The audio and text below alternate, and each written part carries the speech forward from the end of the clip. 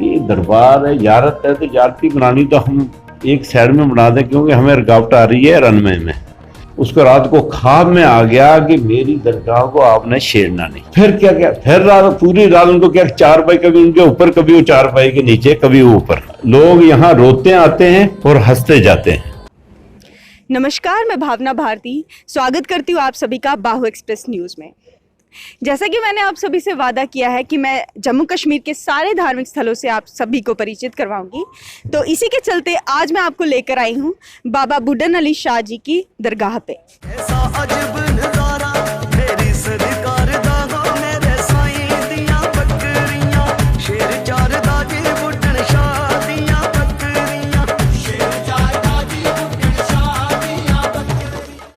ये जो है ये दरगाह एयरपोर्ट रोड पे, जम्मू की जो एयरपोर्ट रोड पे, वहाँ से अगर आप सीधे अंदर की ओर आएंगे तो ये दरगाह आपको चट्ठे में मौजूद मिलेगी। अभी हम इस दरगाह के बाहर मौजूद हैं और इस दरगाह के बारे में अगर बात की जाए तो ये दरगाह जो है बहुत ही ज़्यादा प्राचीन है। इसका इतिहास जो है वो बहुत ही प्राचीन है और कहीं ना कहीं ये गुरु नानक देव जी से भी मिलता जुलता है। बाबा बुड्ढन अली शाह जी जो थे वो गुरु नानक देव जी के घने मित्र थे। गुरु नानक देव जी और बाबा बुड्ढन अली शाह जो थे वो इसी दरगाह में मिले थे और गुरु नानक देव जी जो थे वो इस दरगाह में आने के प्रमाण भी जो हैं इस दरगाह में पाए जाते हैं। ऐसा कहा जाता है कि गुरु नानक देव जी जो थे वो जब बाबा बुड्ढन अली शाह जी के पास आए तो गुरु नानक देव जी को बाबा बुड्ढन अली शाह जी ने कहा कि मेरे कुछ शेर जो हैं वो यहाँ पर बकरियों का दूध जो है वो चरा के लाते हैं, तो वो दूध जो है वो मैं आपको पीने को दूंगा। तो उस समय में गुरु नानक देव जी ने कहा कि ये दूध जो है मैं अभी नहीं पीऊंगा, जब मेरी छठी पातशाही होगी वो आकर इस दूध को पिएगी। तो बाबा बुड्ढन अली शाह जी ने कहा कि मेरी उम्र इतनी ज़्यादा नहीं है, मैं काफ़ी बूढ़ा हूँ, हो सकता है आपकी छठी पातशाही के टाइम पर मैं यहाँ पर आपको नहीं दिखूँ। तो तब गुरु नानक देव जी ने कहा कि नहीं, आपकी उम्र बहुत ज़्यादा है और मैं आपसे वादा करता हूँ कि मैं यहाँ पर आऊँगा और छठी पातशाही के रूप में आऊँगा और मैं आकर ये दूध जो है वो ज़रूर ग्रहण करूँगा। तब बाबा बुड्ढन अली शाह जी ने कहा कि ऐसा कोई सबूत दीजिए, ऐसी कोई निशानी दीजिए जिसके चलते मैं पहचान पाऊँ कि आप जो हैं वो बाबा गुरु नानक देव जी हैं। तब गुरु नानक देव जी ने कहा कि जब भी मैं आपको यहाँ पर मिलने के लिए आऊँगा तो मैं यहाँ आकर अपने दाहिने हाथ का अंगूठा हिलाऊंगा।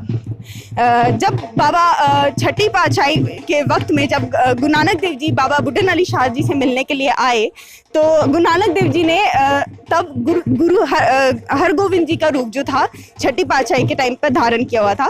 तो गुरु हरगोविंद जी ने आकर यहाँ बाबा बुड्ढन अली शाह जी से वो दूध जो था वो ग्रहण करने के लिए मांगा। उस टाइम पर बाबा बुड्ढन अली शाह जी ने कहा कि आप कौन हैं? तो गुरु हरगोविंद जी ने आकर अपना दाहिना अंगूठा जो था वो हिलाया, जैसा कि गुरु नानक देव जी ने वादा किया था कि मैं ये निशानी जो थी वो मैं आपको दिखाऊंगा। तो उसी के चलते उन्होंने अपना दाहिना अंगूठा जो था वो हिलाया और तब जो थे बाबा बुड्ढन अली शाह जी को ये यकीन हो गया कि ये गुरु नानक देव जी हैं। फिर बाबा बुड्ढन अली शाह जी ने गुरु हरगोविंद जी से ये रिक्वेस्ट की कि वो अपने असली रूप में आकर उन्हें दर्शन दे। तो गुरु हरगोविंद जी ने बाबा बुड्ढन अली शाह जी को गुरु नानक देव जी के रूप में आकर दर्शन दिए और फिर बाबा बुड्ढन अली शाह जी ने उन्हें वो दूध जो है वो ग्रहण करने को दिया। तो ये कुछ प्रमाण जो हैं यहाँ हमें देखने को मिलते हैं इस दरगाह में। तो गुरु नानक देव जी का और बाबा बुड्ढन अली शाह जी का बहुत ही प्राचीन जो है रिश्ता है देखने को मिलता हमें। तो अभी आगे की जो इतिहास है वो हम जाकर अंदर यहाँ के जो पीर हैं उनसे पूछेंगे और जानेंगे। तो अभी मैं उस दरगाह के बाहर मौजूद हूँ और आप देख सकते हैं कि यहाँ पर जो हैं सभी भक्त जो हैं यहाँ पर आए हुए हैं और जब अनलॉक की प्रतिक्रिया चल रही है तो सभी लोग आकर यहाँ पर अपनी मुरादें लेकर आए हैं और यही अपेक्षा कर रहे हैं कि इनकी मुरादें जो हैं वो जल्द से जल्द पूरी होंगी। अच्छा लग रहा है सभी धार्मिक स्थलों को ऐसे भक्तों से भरा हुआ देखकर। वापिस से सारे हालात जो हैं वो सामान्य होते नज़र आ रहे हैं और अभी आप देख सकते हैं किस तरह से लोग जो हैं खुशी खुशी इन धार्मिक स्थलों पे आकर अपनी मुरादें जो हैं वो पूरी होने की मन्नतें जो हैं वो मांग रहे हैं।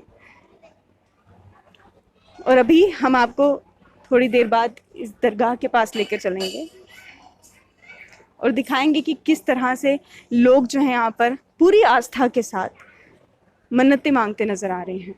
यहाँ पर हर धर्म के लोग आते हैं, चाहे वो मुस्लिम हो, चाहे वो हिंदू हो, चाहे वो सिख हो, क्योंकि यहाँ की मान्यता बहुत ज़्यादा है और हर एक धर्म के भक्त की मुराद जो है वो यहाँ पर पूरी होती है। बहुत ही प्राचीन स्थान है ये। और बाबा बुड्ढन अली शाह जी जो थे वो एक सूफी सेंट थे। सभी लोग यहाँ पर आकर अपनी मुरादें मांग रहे हैं और वीरवार के दिन यहाँ पर ज़्यादा रश जो है वो देखने को मिलता है। और इसी के चलते अभी हम आपको इस दरगाह के अंदर लेकर चलेंगे और आपको दिखाएंगे और यहाँ के जो पीर हैं उनसे बात करवाएंगे कि कितना प्राचीन है ये, क्या इतिहास है इससे जुड़ा हुआ।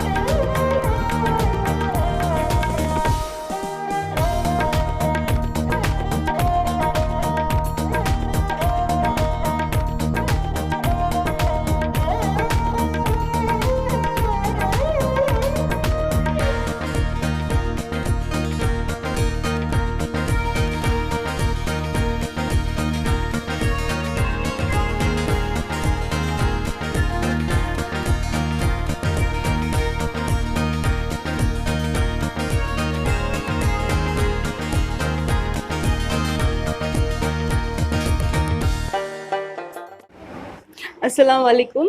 वालेकुम सलाम। पहले आप अपना नाम बताएं। मेरा नाम है मोहम्मद दीन।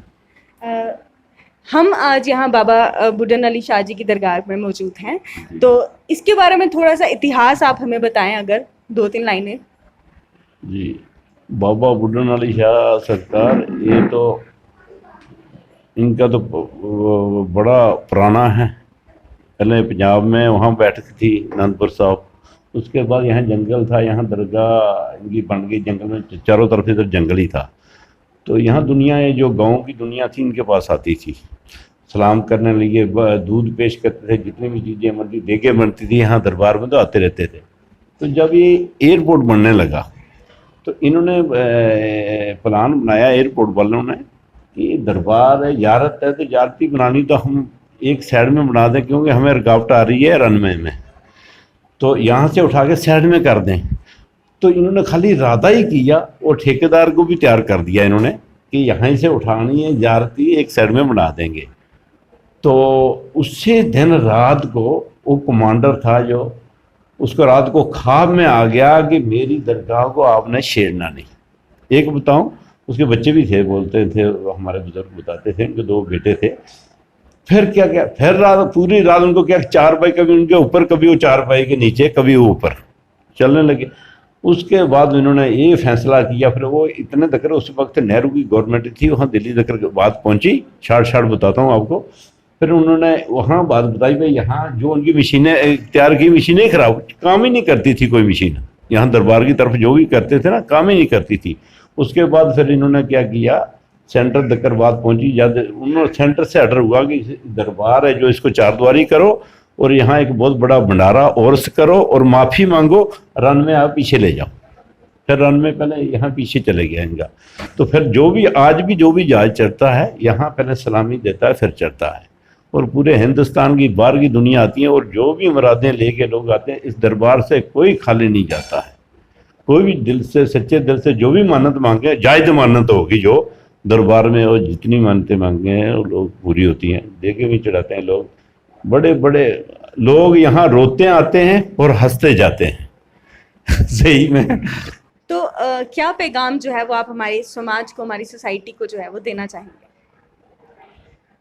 सोसाइटी तो यहाँ तो ऐसे है कि हर धर्म के लोग आते हैं, 80% गैर मुस्लिम भी आते हैं, सरदार भी आते हैं, सिख भी आते हैं, मुस्लिम भी आते हैं। बड़े प्यार से आते हैं, प्यार से दुआ करते हैं, देगे बनाते हैं, कोई हलवा बना के ले आता है, कोई चावल ले आ गए, मिल के बैठ के सब लोग बैठ के खाते हैं। यहाँ तो बड़ा बेहतरीन तरीके से और बड़े प्यार से लोग रहते हैं।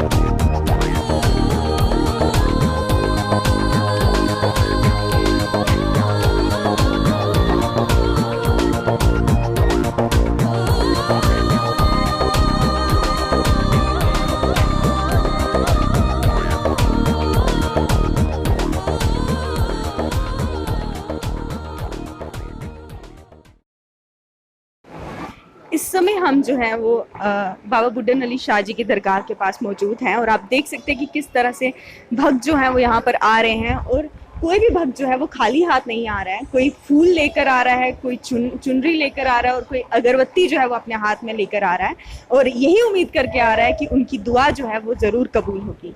आप देख सकते हैं किस तरह से यहाँ पर बैठे हुए ये लोग सभी भक्त जो हैं वो दुआ मांग रहे हैं और प्रार्थना कर रहे हैं कि सारे हालात जो हैं वो सामान्य हो जाएं और जिस जिस दुख से वे पीड़ित हैं उस दुख से उन्हें रिहाई मिल जाए।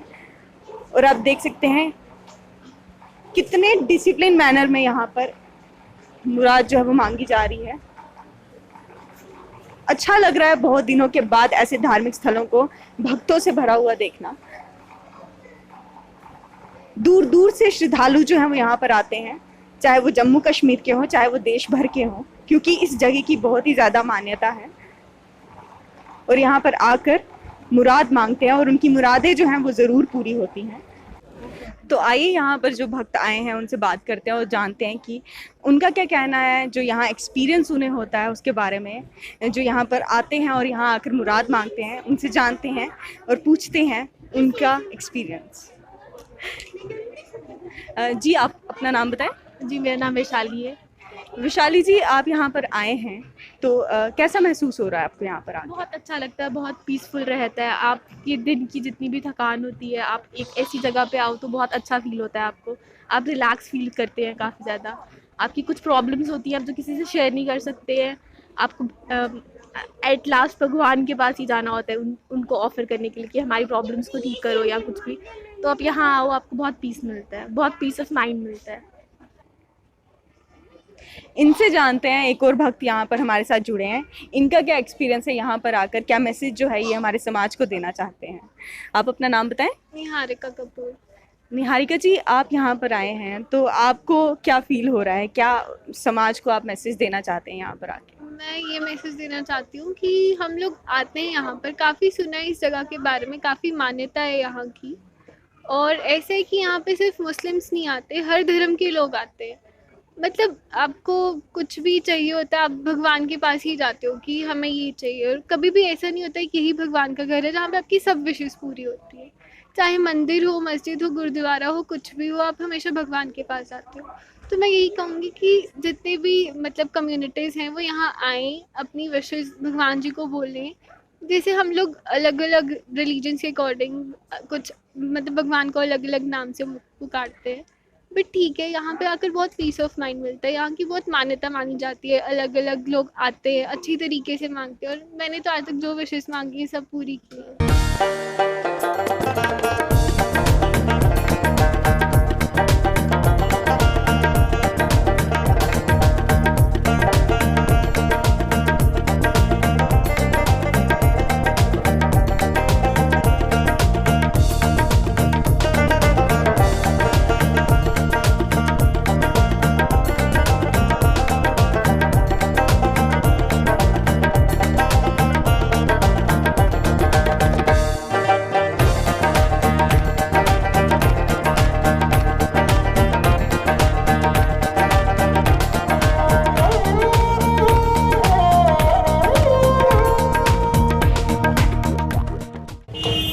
जैसे कि आप देख सकते हैं कि इस समय हम मौजूद हैं चट्ठा पीर बाबा के बाहर, और आप देख सकते हैं कि किस तरह से लोग यहाँ पर मन्नतें मांगने के लिए आए हैं, और लोगों का रश जो है यहाँ पर देखने को मिल रहा है। यहाँ पर अब जैसे जितने भी हमारे धार्मिक स्थल हैं उनको खोलने की अनुमति जो है सरकार ने दे दी है, तो अब यहाँ पर श्रद्धालु और भक्त जितने भी हैं वो यहाँ पर देखने को मिल रहे हैं। और यहाँ दुकानें भी हैं जो अब भरी हुई नज़र आ रही हैं। पहले जब लॉकडाउन था तो ये दुकानें भी बंद रहती थी, पर अब इन लोगों के चेहरों पे भी मुस्कान जो है वो आई है। तो यहाँ पे कुछ दुकानदार हैं, इनसे जानते हैं कि कितना रश जो है रोज़ाना यहाँ पर देखने को मिलता है। पहले आप अपना नाम बताएं। मेरा नाम अविनाश कुमार है। अविनाश जी, यहाँ पर जो है वीरवार को लोग ज़्यादा आते हैं, क्या ऐसा है कि हर दिन जो है लोग ज़्यादा आते हैं? नहीं, वीरवार को यहाँ लोग ज़्यादा आते हैं, बाकी ऐसे भी दिन भर आते रहते हैं थोड़े थोड़े, क्योंकि वीरवार को वीर बाबा का दिन होता है और बड़े ज़्यादा लोग आते हैं। बड़े हर एक धर्म के लोग आते हैं यहाँ पे, अच्छी अच्छी चादरें लेते हैं, अपनी जो उनकी मुराद पूरी होती है, और यहाँ पे अपनी खुशी से चादर लेते हैं और चलाते हैं। तो जैसा कि आपने देखा, जितने भी श्रद्धालु हमारे साथ जुड़े थे उन सभी का यही कहना था कि चाहे हिंदू हो, चाहे मुस्लिम हो, चाहे सिख हो, हर कोई यहाँ पर आता है और आकर अपनी मुराद जो है वो मांगता है। कहते हैं ना, मजहब नहीं सिखाता आपस में बैर रखना। मतलब कि कोई भी धर्म हो, उसका यही कहना है कि भगवान जो है वो एक है, और आप भगवान को पूजें, ईश्वर को पूजें, चाहे अल्लाह को पूजें। उनका यही कहना है कि आप उस सुप्रीम को पूजें और सारी मुरादें जो हैं वो आपकी पूरी होंगी। आपस में लड़ाई बनाकर, डिफरेंसेस क्रिएट करके कोई फ़ायदा नहीं है, क्योंकि सभी मज़हबों का यही कहना है कि सुप्रीम है आपके लिए और आपको उन्हीं के कहने पर चलना है, वो कभी गलत नहीं होते। तो इसी के साथ आज मैं आपको लेकर आई थी बाबा बुड्ढन शाह जी अली जी की दरगाह पे, और आपने देखा कि किस तरह से अब अनलॉक होने के बाद जो है सामान्य हो रहे हैं सारे हालात, और श्रद्धालु जो हैं यहाँ पर आ रहे हैं। और अगले हफ्ते भी मैं आपको लेकर आऊँगी ऐसी ही कोई रिलीजियस प्लेस पे, किसी धार्मिक स्थल पे। इसी के साथ मुझे यानी भावना भारती को दीजिए इजाज़त। नमस्कार।